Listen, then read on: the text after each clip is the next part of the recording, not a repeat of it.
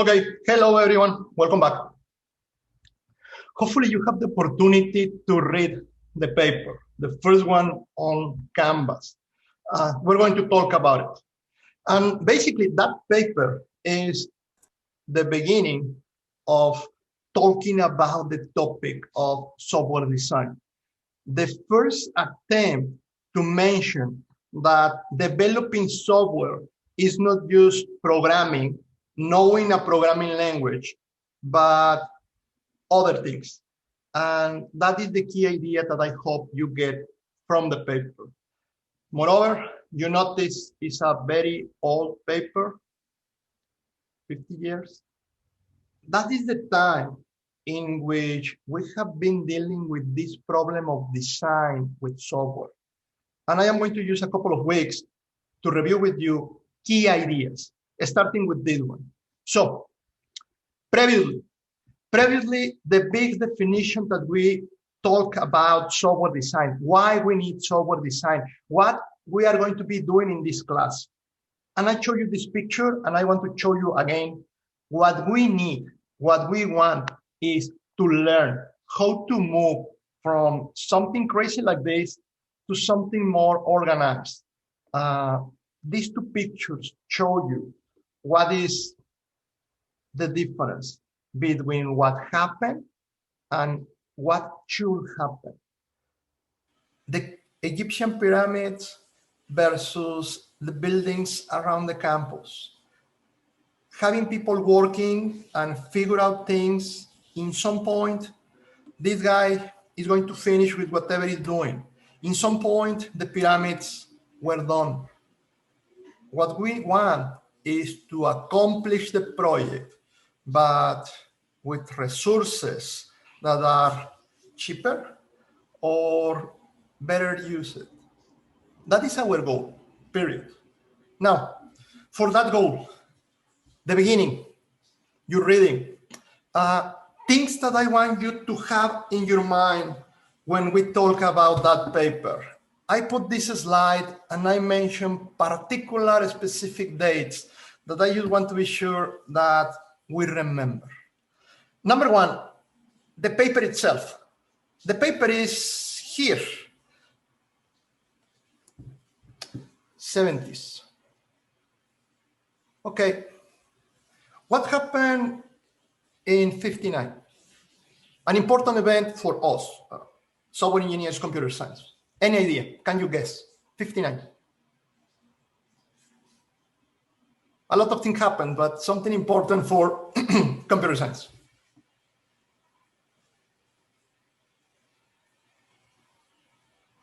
There were computers? Yes, no, maybe.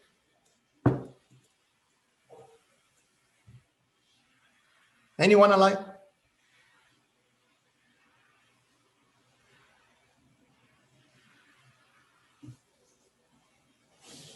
The first computer, well, in use. 59 computers. Computers that can be programmed in a way that is similar to what we do today. 10 years, more or less, to start thinking about software design. 10 years. 10 years for the software to become complex enough to have a problem with just writing lines of code. That is my point. 79, even if you are not computer scientist, something important in 79? I am going to talk about programming languages. That is going to be the yellow and red. 79, all of you know, right? Go to the moon. Whether or not you are aware of the situation, the thing is, the 10 years for the software to become complex enough to be working in software that handle a hardware device as complex as the things that you use to go to the moon. The only thing that I want to point out here is 10 years. 10 years of developing software from something new to something complex. And obviously the complexity continue increasing to today. Whatever. The context is the paper that you read, the words that are there are for someone that 2 years before was aware of this. That is the context. Is someone writing that piece of paper, that ideas that we're going to discuss. And it's basically in this context of writing software for the Apollo 11. And let me be clear, there is no programming languages like we know them today. There is no classes and objects. What other important thing happened here, in particular, 72, 1 year after the paper?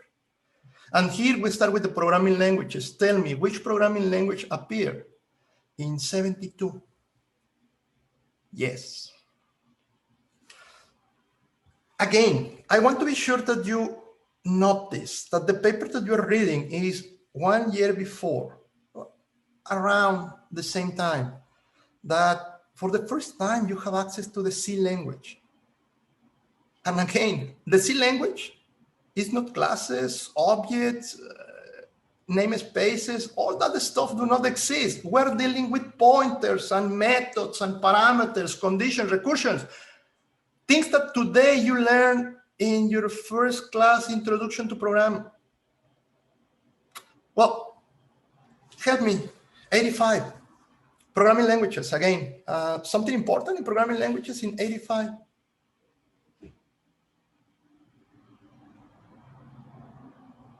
The 80s for computer science is classes and objects.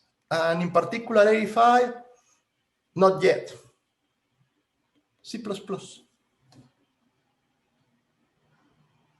C++, 85.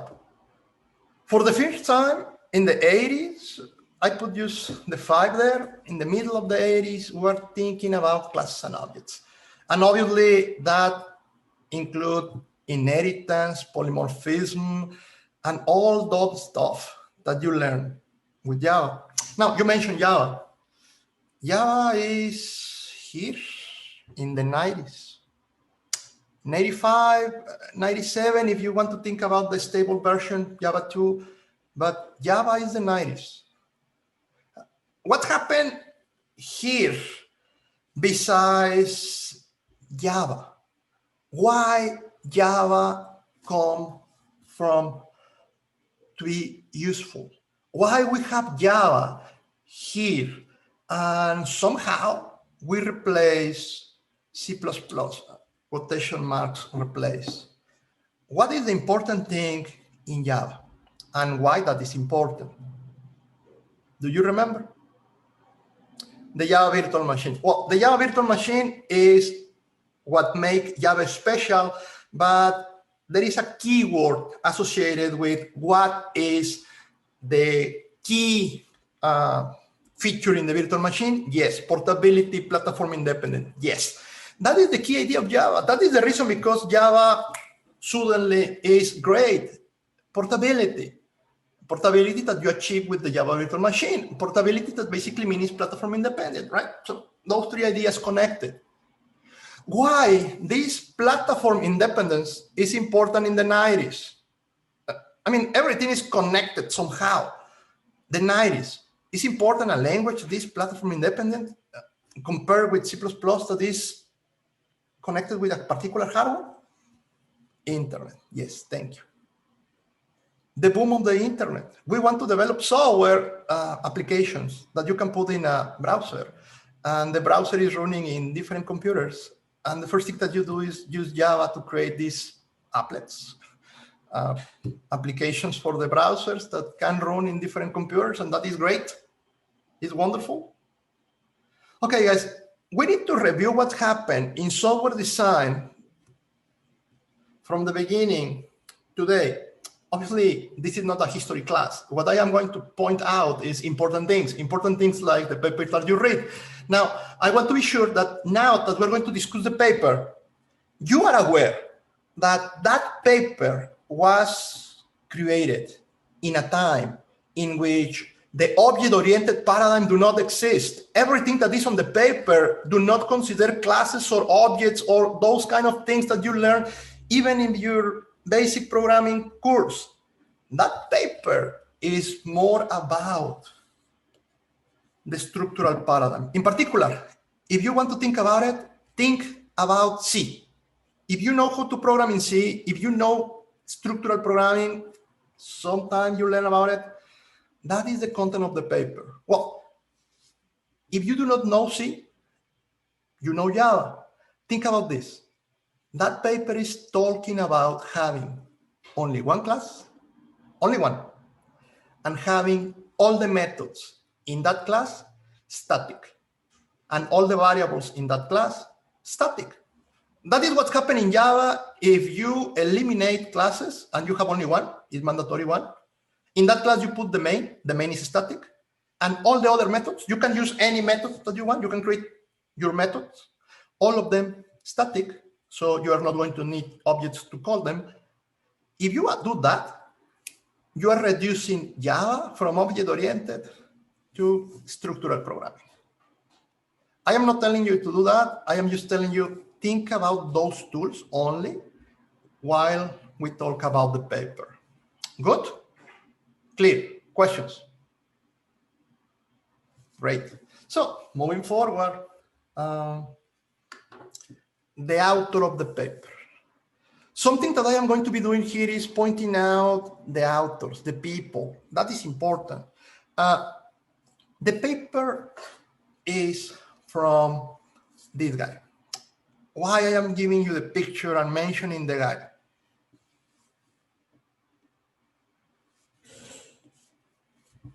Number one, some of you maybe know him because he is the author of the Pascal programming language. Whatever. The guy created a programming language. That was good several years ago. Moreover, Turing Award, like the Nobel Prize for Computer Science. He knows what he's talking about. The ideas that you read is not a random research paper. It's really someone that makes the point, not only in the theoretical way, but he created a programming language that was really used. It's not C. He did other things. He made the point in key issues, the first issues in software design. And I want to talk about those. So, an additional note. I don't know if you read the full paper. Moreover, I do not know if you reach the end of the paper. And in particular, if you have a little bit of curiosity and you read the acknowledge, I just want to point out the paper is one person, the author, but he's acknowledging the help of two people. Particular, I want to point out these two people. And usually I will ask you if you know who they are. I think the second one is very easy. If you have been around with computer science, with a data structure course, I am sure that this name rings the bell. Hopefully, yes.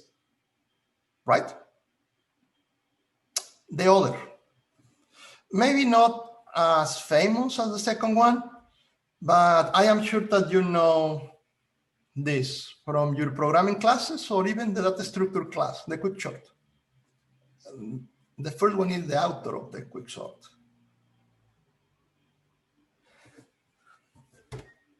You have the context, the history, moreover, who is talking with you in that paper, who is pointing out the problems that we're going to review.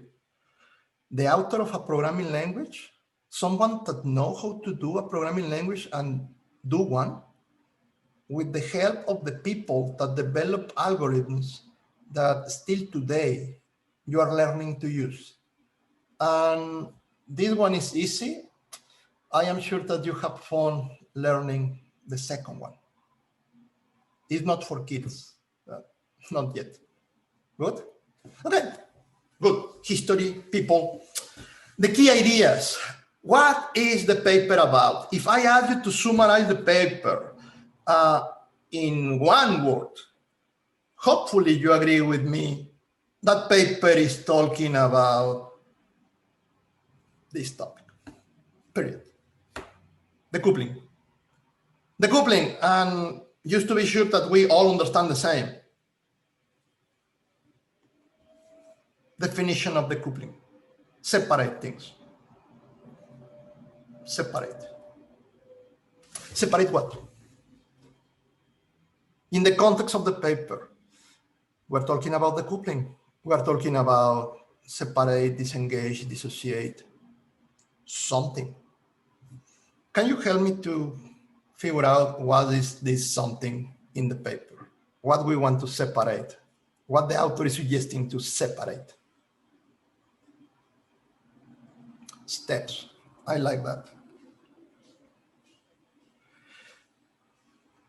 The paper talks about two concepts, and I'm going to mention that in another slide, but now that you introduce the idea, step, task. Two ideas connected. Steps are mentioned in the paper. In particular, the title of the paper mentions steps. Tell me, the data is mentioned there, but the data is going to be more important in the second paper. This guy mentioned the data using the same way that mentioned any other instruction. The separation between the data and the instruction, the functionality, is not yet clear in the work of this author. It's going to be very, very clear in the second reading. So I am going to keep the data used like another instruction. Steps and tasks. In a program, what is a step?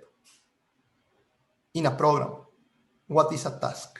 And remember, I am talking about structural programming, no classes or objects yet. What is a step? What is a task?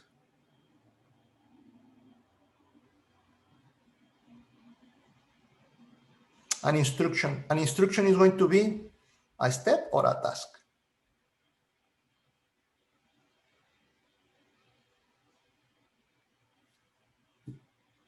Step, instruction.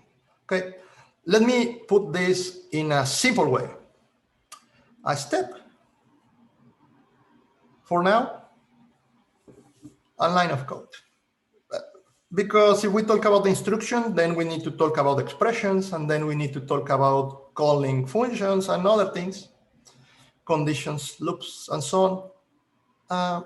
In general, your steps, yeah, your instructions, these lines in your program.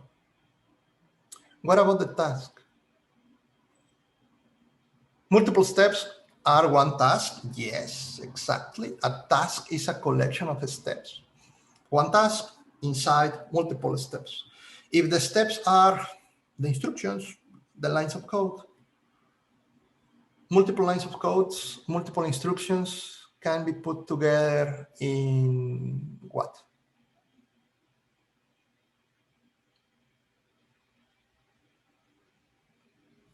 Give me the name. Multiple instructions? Yeah. Functions. Just to be clear, function is what later in object-oriented is going to be called a method, or in other languages is going to be called a procedure. In other, it's going to be a predicate, and so on. So I'm going to keep the idea of function, method. We're going to work with the procedural and the object-oriented. Tasks are functions or methods.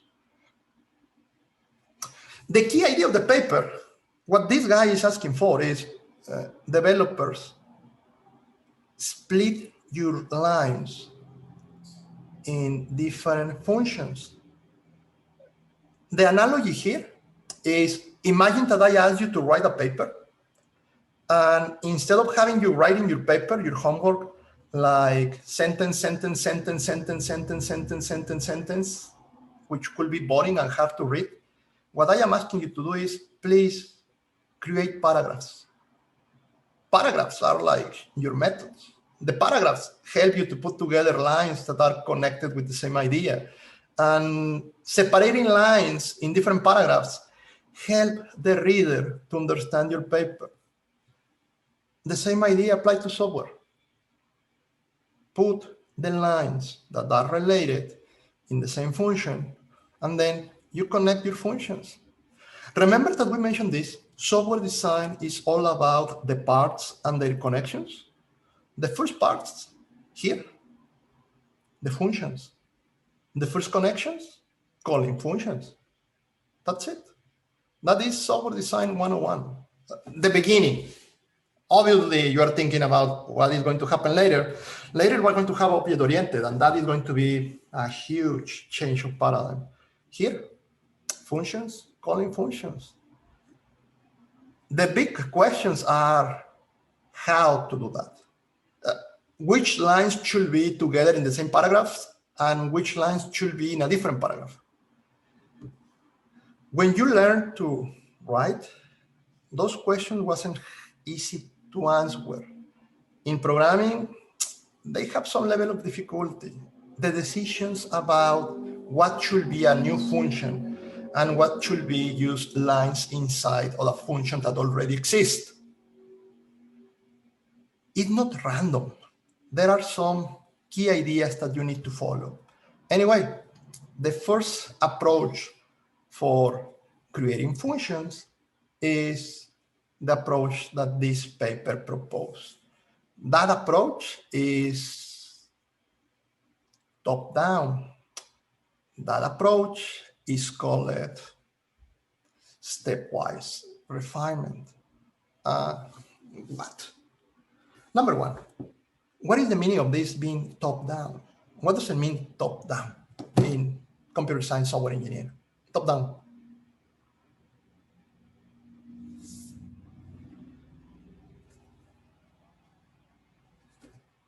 What do we have at the top? At the top, you have your problem, the goal correctly. The top is the full problem, the system that you want to create. Going down is split, split, split. Imagine a tree. The root is the problem. And then you split and split and split. And at the end, what you're going to have down is a lot of small things that are your functions. And then you connect them somehow, and you have the solution. Instead of one thing, the main with all the instructions, your goal is to have this, a lot of things, small things, functions, calling one to the other. Easy, right? Trivial. Okay, I agree with all that. Now, let me be clear. Stepwise refinement is one approach, one example of the coupling. It's one example. It's not a synonym. We're going to review several examples, several techniques of how to do the coupling. One of them in the procedural paradigm is this idea of the stepwise refinement. It's just one. They are not the same. Question in your exam, they are the same, not they are not the same. Common answer in your exam, what is the coupling? The coupling is a stepwise refinement. That is wrong. Stepwise refinement is one approach, one way to do the coupling. That's it. Now, you already helped me to answer what is a task. We're okay with that. Split a task, split a function in sub-functions. Let me be clear with this. You start doing a program, and always, always, always, you start with one function, always. If you're working with Java, you're going to start with one class, and inside of that class, you need to have one function, the main. It doesn't matter the programming language that you're using, but you're starting always with one paragraph, with one specific thing that you need to do. And in several languages, that means you have this function, method, procedure with a particular name, like the main in C, C++, and Java. You start always with that one function, with that main. And you can start adding lines of code to the main, to the main, to the main. And in some point, you're going to have a main that is huge. And in that point, you need to decide to split that task, that method in subtask, in other methods. And the goal of the main is going to be calling those other methods in sequence or whatever you decide, from one method to more, from one task always to subtasks. And each subtask could become a new task when child's below, just like a tree. The point that the author highlights in the paper is when you are going to split a method in more than one, when you are going to separate the main in more methods called by the main, what you are doing is to taking a decision, a design decision. It's not about programming, because think about it.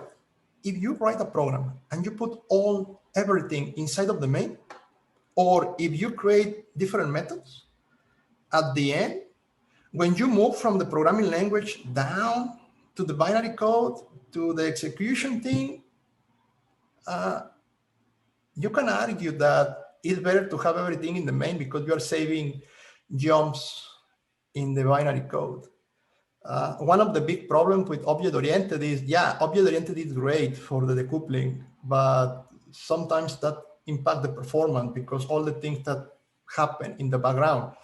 We need to talk about that, but my point here is all this is about making the program easy to understand for another people.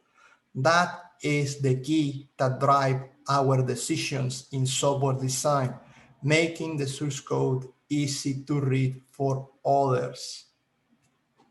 And those are design decisions, not performance, not programming, design.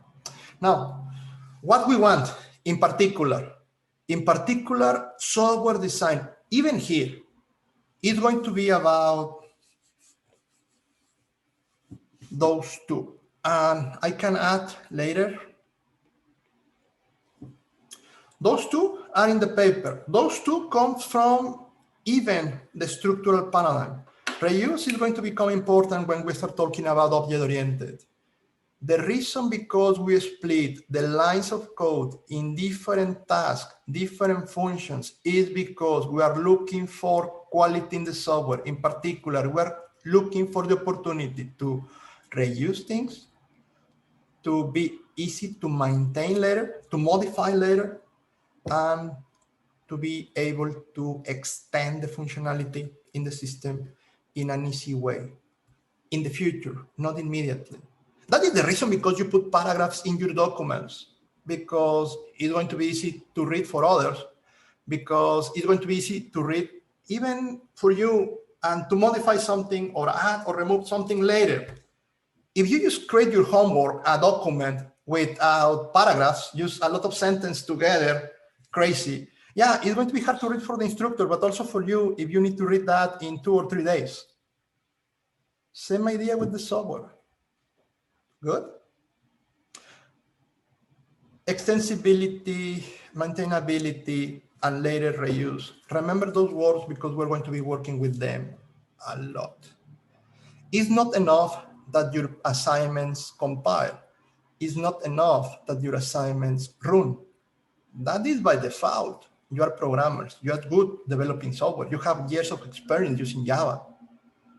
Our key ideas, the review of your projects, is more about these quality attributes in what you submit.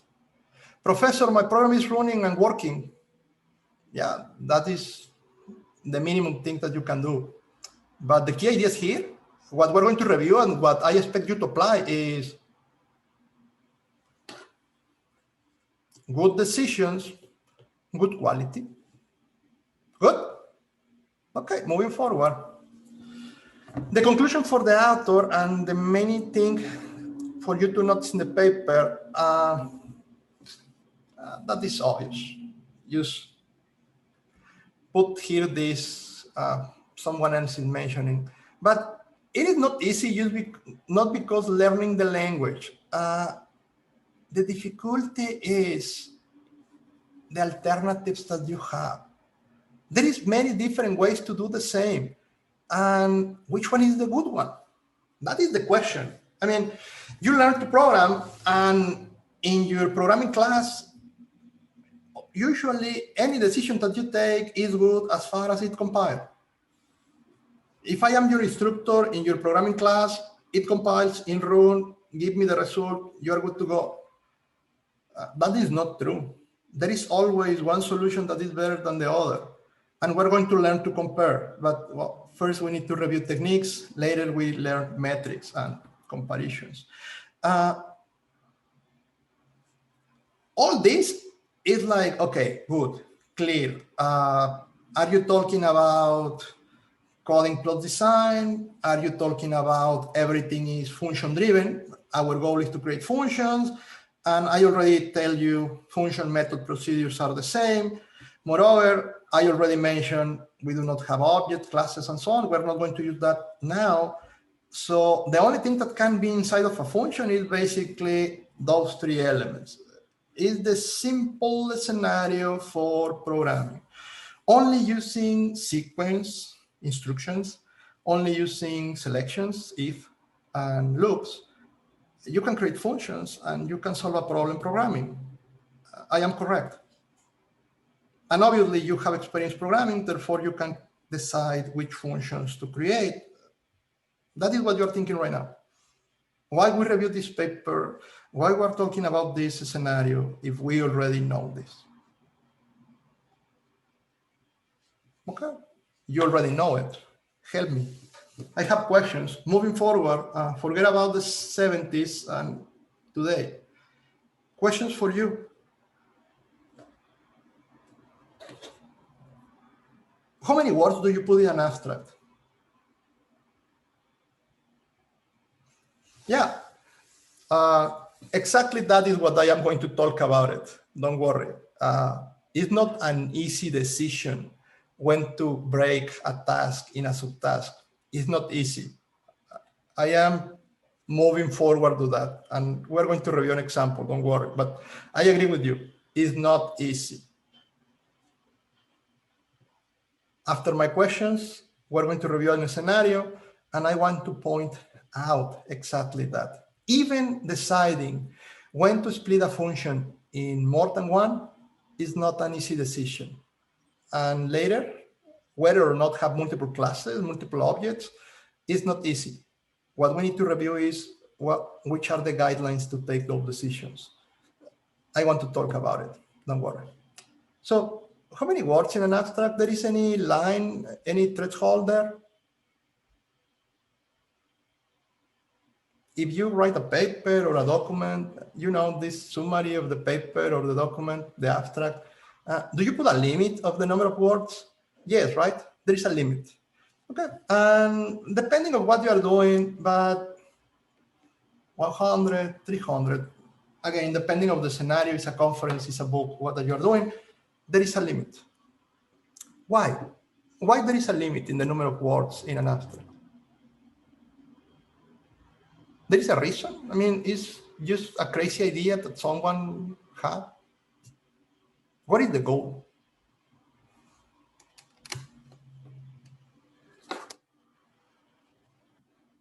That is another key idea.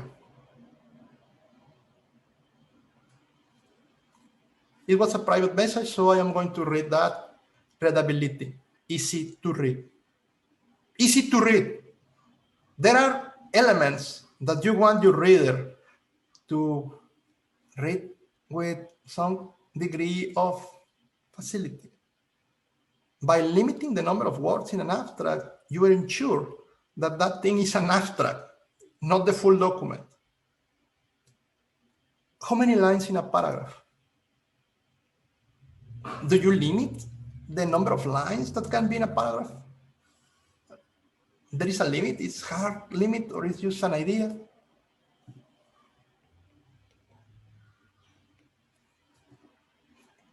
This is not hard limits. It's not like your paragraph is going to be cut if you do not follow.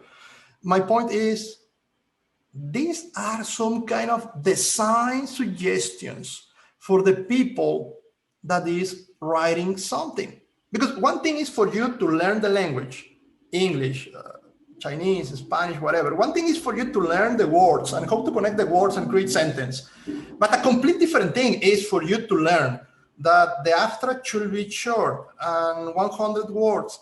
And well, your sentence should be in paragraphs, and your paragraphs should be 5 to 10 lines and have a common idea.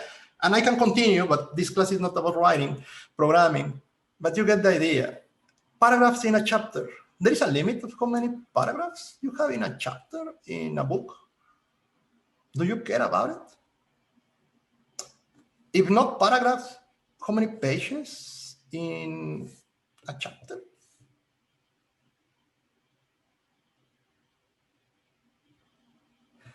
Here, there is a limit, believe me.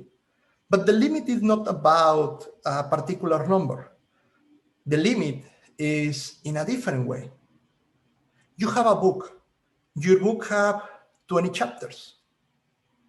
Open a book. The book have 20 chapters, 10 chapters, whatever, a number. Do you think that all the chapters have more or less a similar number of pages? Or suddenly you have a chapter that is 100 pages and another chapter that is 1 page? There is a balance. Why?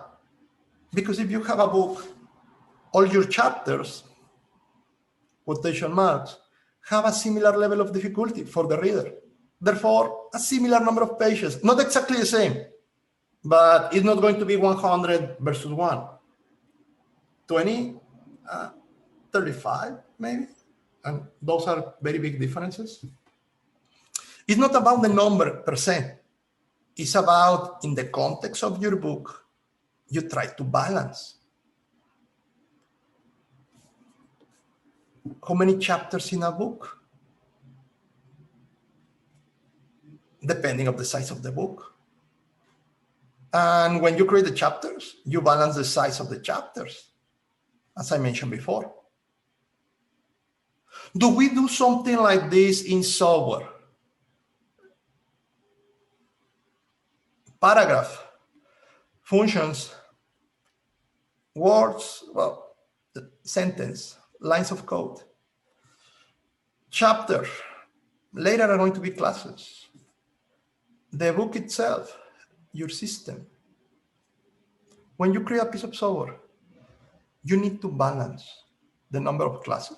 We're going to talk about that later. But now, you need to balance the number of functions. And if you create functions, something that you need to be careful is you do not have one function with only 1 line and another function with 100.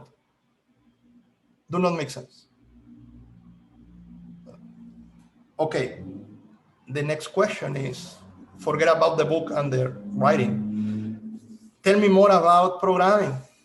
In programming, do you know if there is any limit in terms of the lines of code that you put inside of a function? There is a limit or a recommendation about how many lines should be in a method? Or you can have a method with 1,000 lines, 2,000 lines. Okay, there is a limit. Yeah, there is a limit. Numbers. Okay, 10, 20, 30, more. More.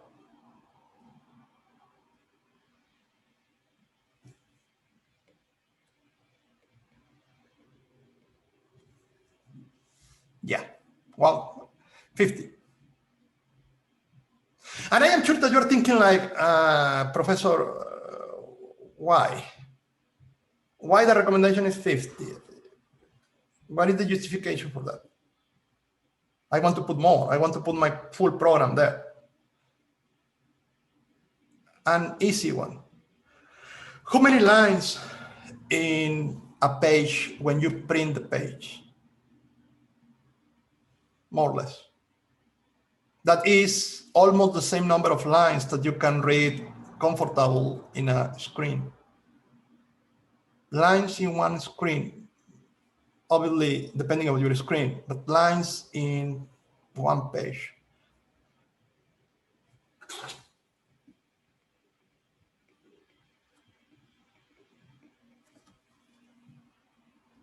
$30, 25. I am talking about big letters, easy to read again, things like that.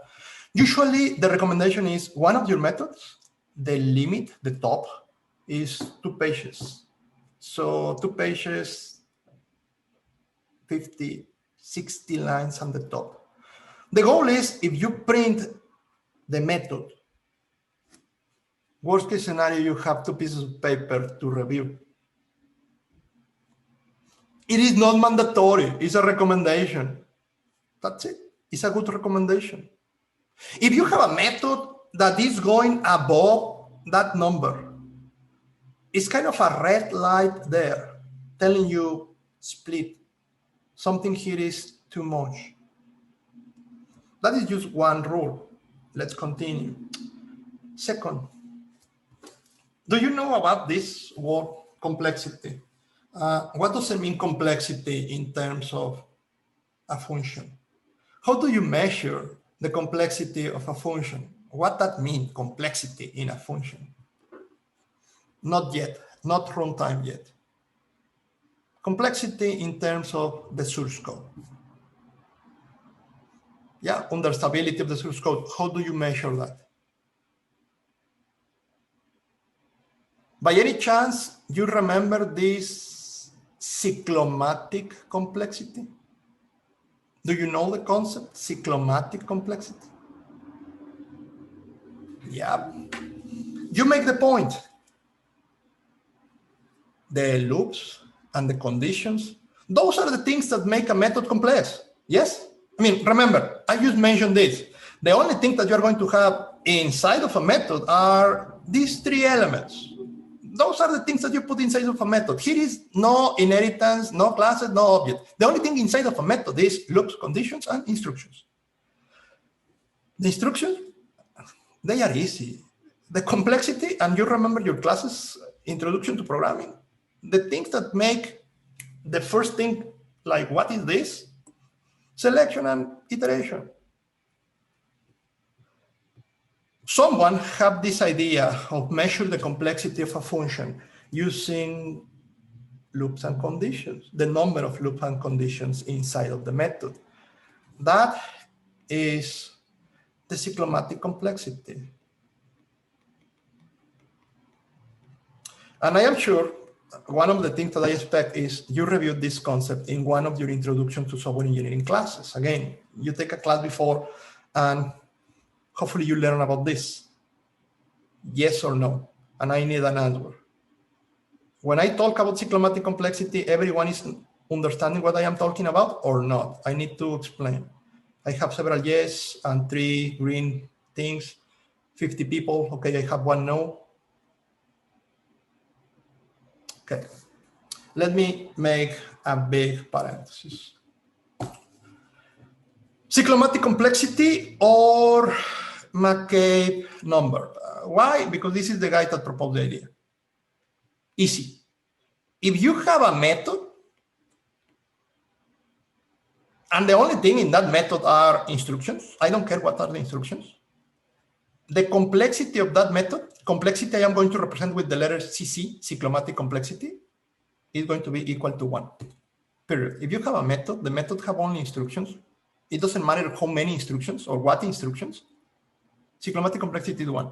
I don't care if here I am doing addition or square roots. They are 1 instruction. Cyclomatic complexity is going to be 1, period.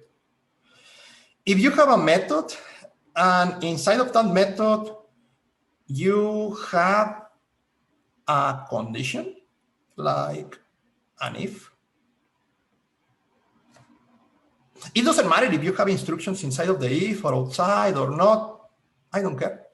The point is you have a condition, 1 condition, a condition, the thing that go inside of the parenthesis of the if. The cyclomatic complexity of this is going to be 2. Why? 1 by default plus 1 because the condition of the if. What happens if I have 2 ifs? The complexity is going to be 3. 2 ifs plus 1. Okay, what if I have a loop? I am sure that you remember that every single loop have 1 condition.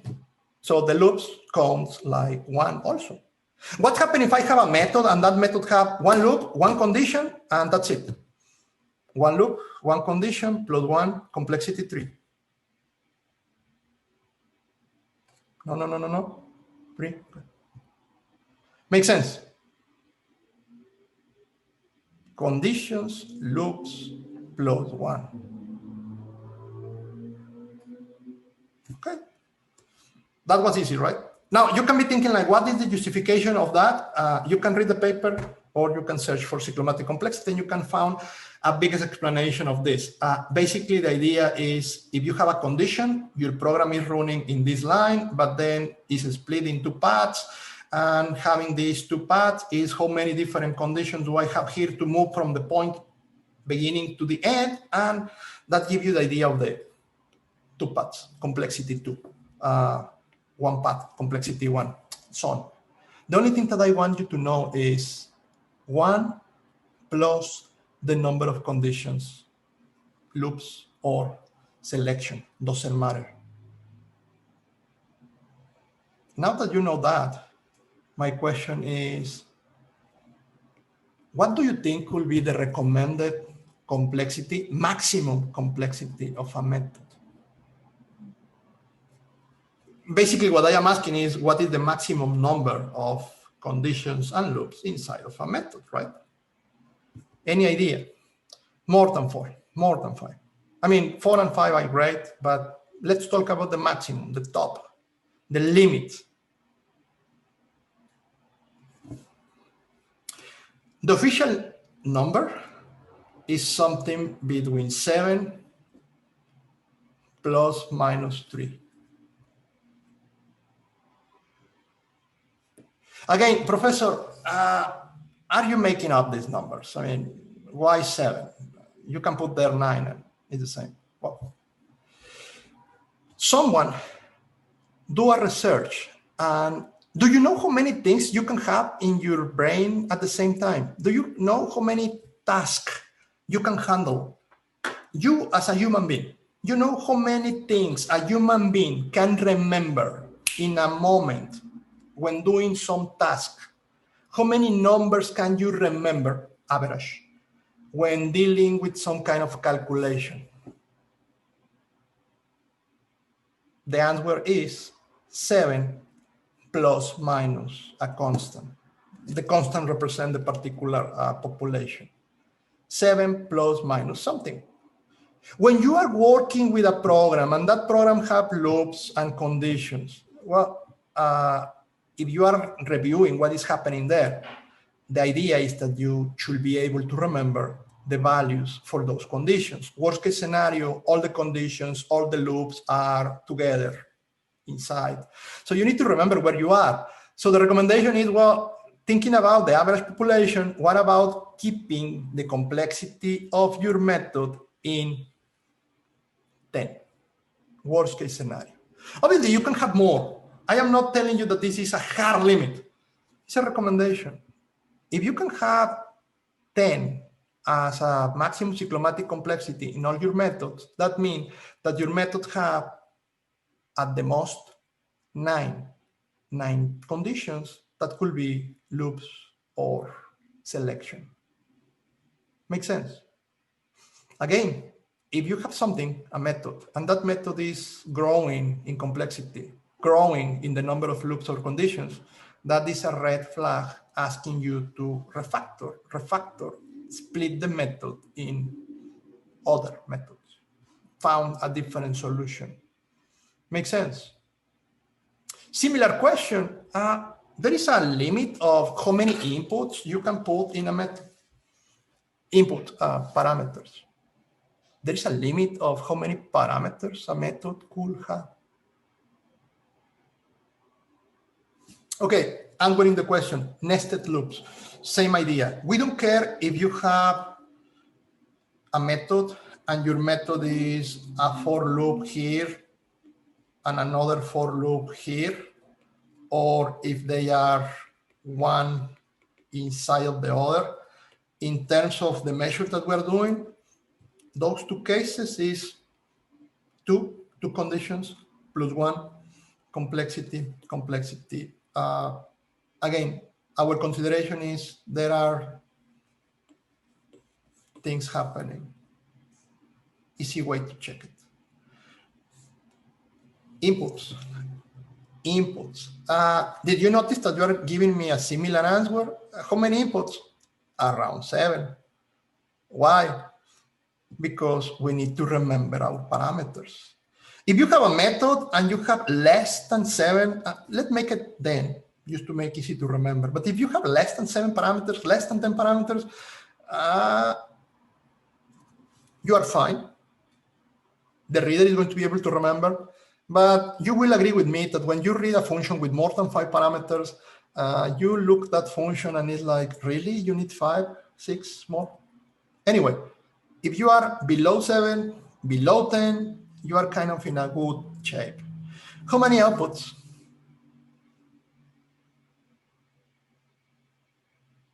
And here, hopefully, you agree with me that a function can have 1 or more outputs. Usually, some students tell me, Professor, but you can have only 1 return. You can only return 1 thing. Yeah, but what about sending parameters pointers? You can modify the parameter, and what you are doing is to return more than 1 value. You can, C, C++, Java, allow you to return more than 1 value, right? Receiving pointers. However, it's a bad idea, readability. The recommendation for functions is to follow the functional paradigm. The recommendation for function is return 1 thing. That is the recommendation, return 1 thing. So it's kind of this idea of sending references and modifying values is not wrong, but again, it's going to make your program hard to read. It's kind of, think about it like your last option. It's like, you really need to do this. There is no other way to work with this. There is no other way to handle the data than sending those pointers. Your decision. Now, as usual, exceptions. Are you working in Java and you are doing this system that is web or mobile, and you're working with a big team, and therefore you need your source code to be able to be read by all the other members in your team? Everything that I am saying makes sense, because you need to be sure that other people can read your code. A different scenario. I am developing this software, and my goal is performance. And in particular, I am developing something that is going to run in a GPU. And if some of you have read GPU programming, every single thing that I am mentioning here is like, do not do that. When you're thinking about performance do not care about readability. Performance care about what is the best way to do this quickly. And in performance, you send parameters using pointers and you modify the data there in the parameters. You do not return things or encapsulate things. My focus here is going to be readability. My focus here is going to be in big pieces of software. If you think about hardware, if you think about C in particular, GPUs, a lot of the things that we mentioned here do not apply. Performance, do not care about readability. 2 different scenarios. Good. Now, you know what is exception handling? You know what is an exception in Java? Yes or no? My question, if you know it, is what do you do with an exception? You handle the exception inside of the method? You put a try catch inside of every single method? Or you throw the exception? What is better? What do you do? Try catch inside of your methods or use throw? Throw means the method is going to return the exception to the method that call it, right? You're not going to handle. You handle the exception or not?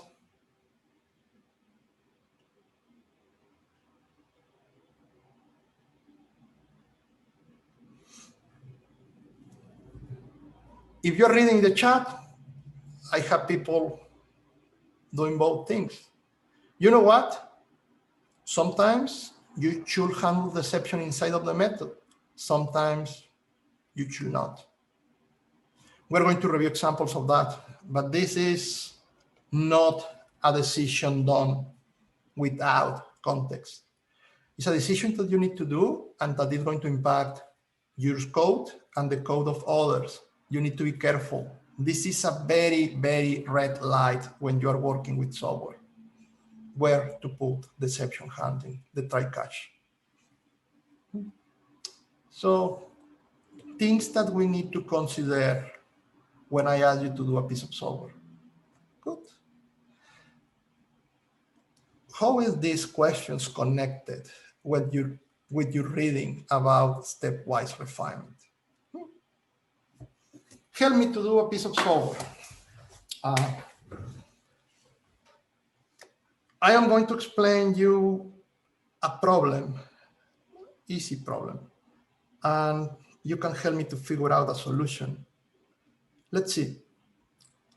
There is any way in which I can create a piece of software that read a file like this, just reading, and provide as an output a file like this. Those are two files. What I want is a piece of software that read one and create the other. If you're familiar with compiler construction, if you're familiar with 340, what I am asking you to do is a compiler. Read an input, create an output. The input is very similar to a program. If you notice, I have something that looks like functions, no parameters, nothing, just something with parentheses and curly brackets. Inside, I have words like this home. It could be whatever, something. They are just words, no special meaning. And I have these special words, ifs and while, only if and while. There is no other thing in my language. They have these parentheses, nothing inside, just empty. I don't care yet for the content, but they have open and closing curly brackets. And as in a programming language, you can put an if inside of an if, you can put a while inside of the if, or you can put another if inside of the while, or you can put use a word that represents the instruction inside of any of them in any line. Two examples, you read them, and well, what you need to do is to figure out like what each of those words are. And when you figure out that, my request is, well, can you help me to create an output like the compiled version of the input, in which I try to use colors, but you notice the method, the beginning and the end. You notice any instruction is just a line, an instruction in black, the whatever, the instruction in orange, the something. The ifs do not have else, the angular brackets, the beginning of one if, an if inside of an if, the closing of the first one, the green one, the closing of the second one, the orange, the parentheses. I am using that as a translation of the loops, open and closing with the instruction inside. It's just reading the input and doing something to create this output. This is not about compiler. My goal is not to teach you how to do a compiler. What I am doing here is something that a computer can do, right? Read, translate, print. What will we do in order to develop this piece of software? Where we start? Can we, number one, create the solution, and then maybe after having the solution or at the same time, create a good design for that solution. A good design means the quality attributes that I mentioned before, something that have a correct number of functions working together to solve the problem. Functions that maybe I can share with others, because think about it, you are 50 students, and if I ask for a solution to this, I am going to have 50 solutions, and probably one of those solutions is going to be better in something than another one.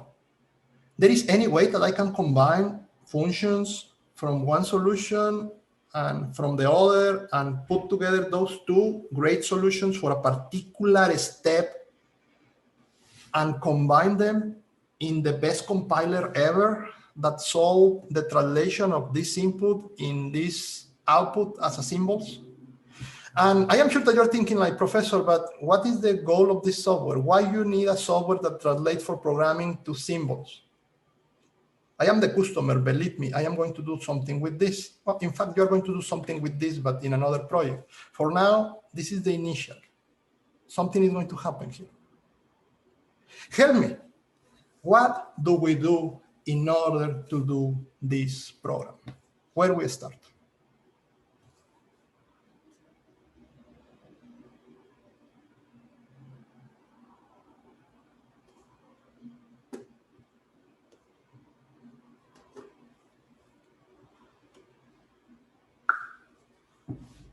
If I ask you to do the homework, this project, what are you going to do first? Hopefully, stepwise refinement. Stepwise refinement. Your goal, your problem, to do a compiler, right? Which are the steps?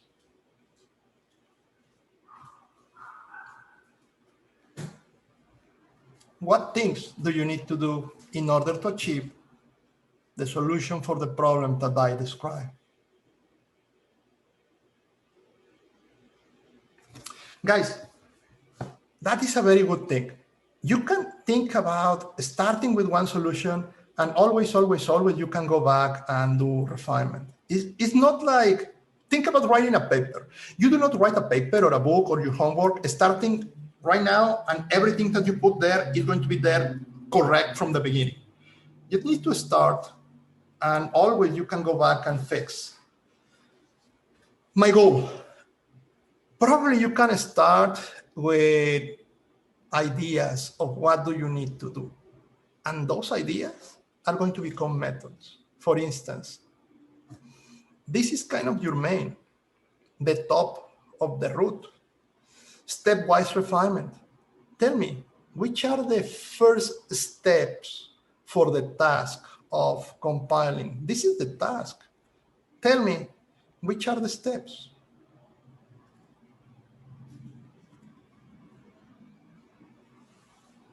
First thing that you need to do.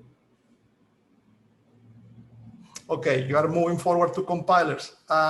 First thing that you need to do is to read a line. Think about this, is you need to put in your brain the process, and then you can think about the function to solve that. The first thing that you need to do is to read a line, right? After you read the line, what should happen?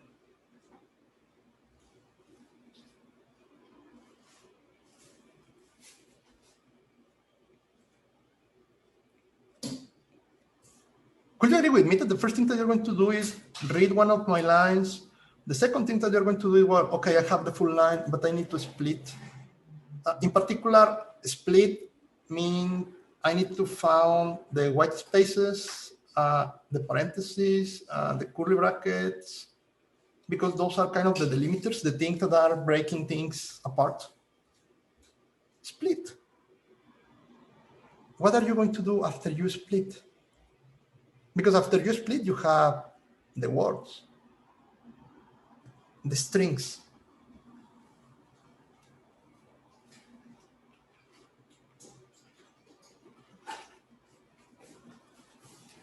You need to figure out that word, what it is.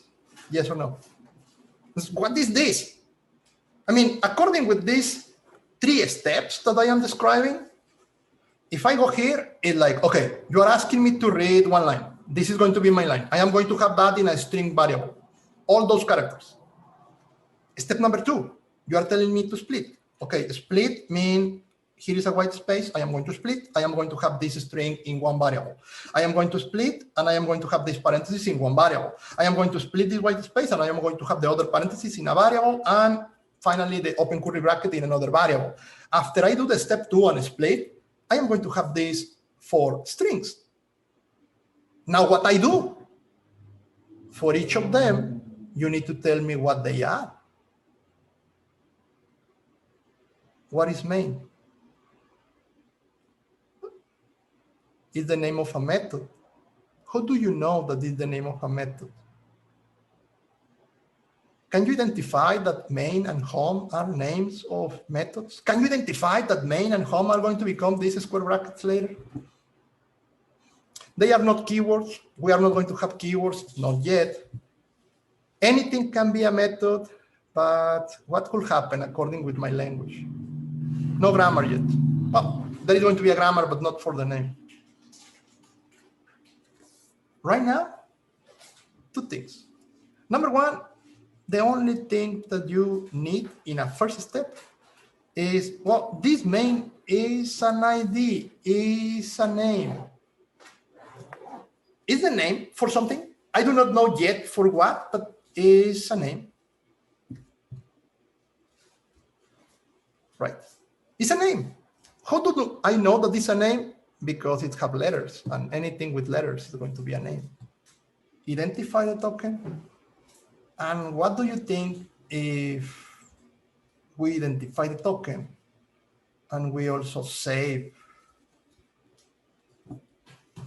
the token? Is a name, is main. This is important information. We can store it, right? We read the line, we split the line. For each of the words, we check what they are. In my example, everything with letters is going to be a name, the name for something. Okay, we have this main and we have this name. Together, we store it. Why we store it? Because probably we're going to need it for something later. Yes or no? Are these the first steps in solving the problem that I am describing? And if they are the steps, tell me, reading the file, split the words, identify the token. They are steps for the problem. Are they subtasks? They are tasks that could have also steps. Do we need to add another level to this tree? And hopefully you are thinking right now, hopefully, yes. We start with this task, compiling, and we split that one in steps. Now we need to do a refinement. And that refinement is, well, you know what? These steps are not exactly steps, but subtasks. And they are going to have steps. In order to read the file, I need to open the file. In order to split the words, I can use some function like split in Java, or I can just create a loop, and that loop is going to search for the characters here in the string. In order to identify the tokens, something is needed. In order to save it, something is needed. This here, the steps, are going to be lines of code. This here, the sub-steps and the task, all of these are going to be functions, functions with a particular responsibility. Are they going to receive parameters or return things? They could. The solution is yours. And I am sure that each of you, different groups of you, can think about different approaches for the solution. Programming at the end have an artistic part. Even though we are using the same approach to split things, at the end, your programming is not going to be exactly the same as the programming of others. Do we get the idea? And what I am drawing here, if you're familiar with compilers, is basically lexical analysis. What is next? Because all of this is reading the file and identify the elements in every single line. What is the next step here? What is the next thing to do?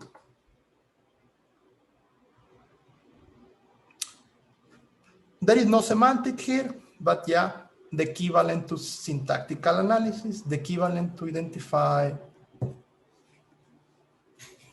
the sentence, right? Okay, I am running out of time, so I am going to ask you for homework. Homework number 1, still you do not need to submit, but I need you to do this because the next lecture, you will know what I am talking about. Or if you have questions, you are going to have the opportunity to contact me and review those questions. Step number 1, can you create a piece of software that read this file, all of that, line by line, split the words, and identify each of the words as a name, as we did before, a keyword. I only have if and while as a keywords, or delimiter. Delimiters, open parentheses, closing parentheses, open curly brackets, closing curly brackets. A program that read this and give me each of the words, and for each of the words, one of these 3 categories. That's it. I am not asking you to go ahead and work the syntactic analysis or any other thing. We're going to talk about that in the next lecture because I need to show you how to do the split of the functions. But can you create a program that do this? And obviously, I am going to review with you how many methods you create. Because if you do this program with only one, only your main, something is wrong. Hopefully, you're going to create more than use the main. Any question, guys?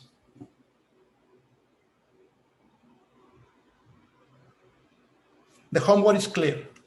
No need for submission, but finish the homework before the next lecture because we're going to be talking about this. And if you didn't do the homework, you're not going to have any idea what I am going to talk about. If you can have your homework with you in your computer, and in some point, I am going to share with you my whiteboard and ask you to help me with the code, that could be great. And also, if someone else shared the source code, you can compare that someone else's code with yours. And my goal is to have a discussion about the differences. Again, a master level class is not just about me talking, well, this week and the next one could be an exception, but it's a lot about someone did this, I did this, which one is better? Or if both are good, why? Talking, discussing ideas. Good? Okay, do your homework. See you next week. Thank you.